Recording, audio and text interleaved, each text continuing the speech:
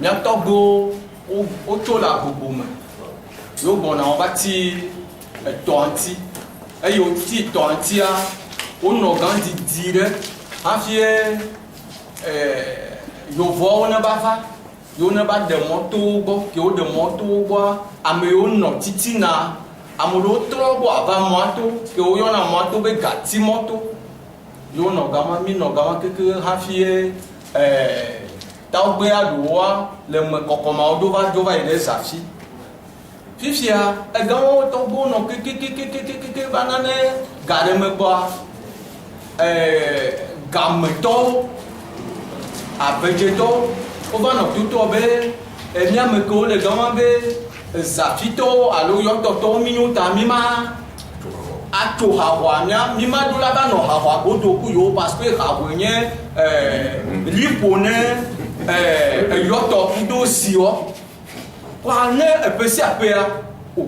ne mi dabla no va o la chomia mama dao anazeo nous la kodu ne fiata nous la va dobe si bebe to 150 nene nous le o me fa to do mia me de kao ne kute dare o la lotea a ki o le pume cha ko makani o la krivo pa o la to do nu poto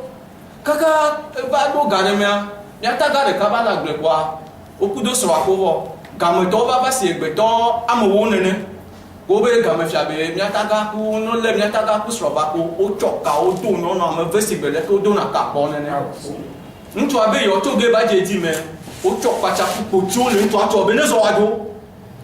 no via cha pro ti buduva o do apa o no vi que la hadina buduva o be pas question ne zo wado me fofo de ka ba va be yo ajo ato ilo ma be ne nu kele sia wa so no so le ge si de ka ye kengwe va no to yise ho nyataga o le aussi me ye nya je gomo yo ko nya ire tribunal le nu a chevie ye o va anibadi juge pour no va anibadi o fi ka o me ko no la niba ya dipo fi ka o ma bre no o me deore o ma tiore o me ko le ko pa tribunal to ko jwana zafito o ba gba ko jwa o ko va coup d'appel ko jwa o va ko jwa ma ao coup d'appel ba to ko jwana nya zafito o ba to gbele gan ko va Cour suprême ba to ko do anya sa fito o besoin be nu ako o la bo yo ngba da za ja ho mo ko be musa ko ja ko pa ni ba le mi asi ato fifia nya no gbe kwa o la géomètre o da si e amo la su go si gbe to 150 nene o la no mo de denti o ko wa mi agbeme o le no ha wa no ni ba da o la ani ba ta kwa o le plan on esi de ka ngema de to ko mi akpo be personne influente ye plus grand nebe mi ba to ba yo cha personne influente ma ko mi akpo yi ko mi ma gba se ne ke gomo ko so yi di kwa ne mi ano kwa ko vo bill ko la va katapila ko la va so jo wa do so jo le kuma apedenti poti kuto la si mi mate on a de ko o le mi ama glo gba article de ble mi ma glo mi ma kenu you le di mi wo kaka topo si gbele ke nya fofo gble na o ho to so transmit na mo a o me le na o gbele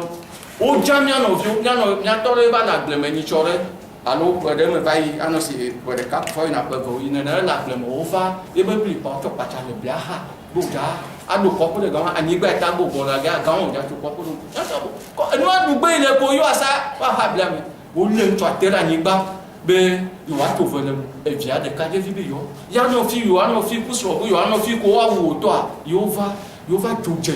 enu a odi o le afa piti kaka o va si de via o si de tade o si da boge nto anto cha ho pacha bi o patapata ke ngwa apa do ku no yo ba ko ba mo ba yo va tati ni to anto cha mi ke va enu a présent quoi de via timidova a wi nto cha yo si ye wa ko ma e che la siva e be ya ni lo la va e ti wa ja ni choa ha ko va lo keke e tu mo o ma te va ne o no va ko wa to do mi ama ko pe ne ko fo ya le ya be ka bo va o to do mi ko pe o to do mi bri va e so kwa mo pata o de nu le un ti nyon noa zo gogo li go kaka butu va ko po bu me nyon bu e ba to avo ko to na nyon noa yo le no wo tama kaka porte officiel ministre on tonson o ba ple anigba o me nyi o Olo nyuva kasia ga mafia agle omiga nyodu ne mi do mi to ma agle ga fifia mi ba te do na ministre we pri na o menyo o no mi ama agle odo ne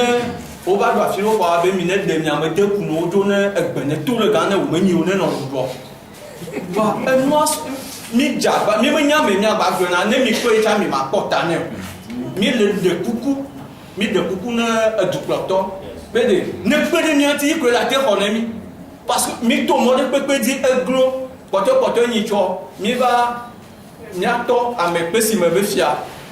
mi me nya fi on to ko ba monter coup de ministre va monter coup de pa mo va me cope pas on va de porter a me tonner me mon pa ya ma ojo pa gendarmerie a be yo pesi me befia be nene le se passer le il me zone ma be ne yi ne ba pora be de ni ka le jojo ma pesi me befia cho me cha mi yo ke ne o ne va do gama gendarmerie todo gendarme dolora on va y le homme totoro le papa mayo do go fia ku do be chamia e le o fia to no be be nene se be yo cha be aba ko ra o cha o va me ni ka o po me ko be o de ndo le kwa ko lo be an cha yo la ba ba ko ra yo ba ko ma après o va na rapport enu a CBA e yo na rapport CBA bo me gbe do mo CB to va na convocation yo o be va enu a gendarmerie ko vo le ko yo le fiakudo ebe chamia elegance le ka yo le encore va tirer les filles pourquoi va tirer mi menya nya o bo va lo ma mi menya nya sona e via do mo ti ro ku e du quoi yo va do lo ma ko yo ha kona ko ke voga fiakudo chamia o le prison le voga là présentement il y a 2000 euros bon e fiamwa prostate que le don connaît son de lundi on y va dans Ganda ni chomi le kopea amobubu le cha baba be ba ple nyame kope ne mi do ati o lolo wa ba nya si ya gbeto amene gbeto ama to ne ke ni fo le ke nya to bo do ko ba be do ne ba ne bi kwa po amene ba be ba ple ave a ku kwa po ku ni o to keke ba ha te po le gam e ha te pa wa me je ku cha mo ne ke cho ble pa e ble pa kwa po me ha o le yi na bla ba no no ado kwa e ba ha convocation na bu ni toi elle est attaquée me so non on va 3 jours les gendarmerie la gbegbe e gba to da silenti o bo gba to ba pablia be ha o ba va ko o gba to ba na convocation ni toi non on avait 3 millions yi sara glanti ta ke o me ha o le ble le il est pablia o le va be il a 3 millions là aussi avant jeudi on va y de o gba to na convocation on va gendarmerie la gbegbe ni toi jeudi que me nya ko me le glo yo va ya o be non on avait hani la que quand me ça me na 250 000 à côté gloro à comment tu gloro au bas de sinon on tu vois avant que toi il faut au bas on va le non noir au loup au lin tu le canon de cas d'atania mais yo men tout me dora heureusement mais ici à me porter aussi au la maman américain le déposia au double vine que comme tel au choc là ou le gendarmerie à Guadeloupe qui autour le grand pourquoi va faire le chevalier présentement Kenya me le blanc mi menya ne ke mi o mi de kuku na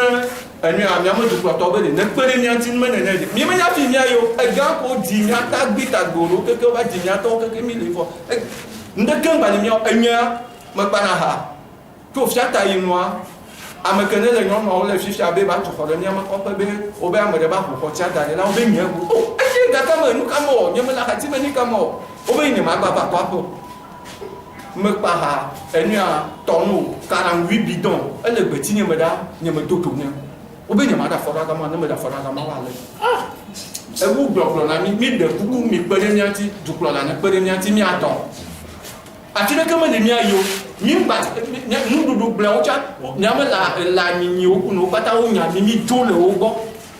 ni me nya ni mi de kuku ne president ne pere ni anti mi pere ni anti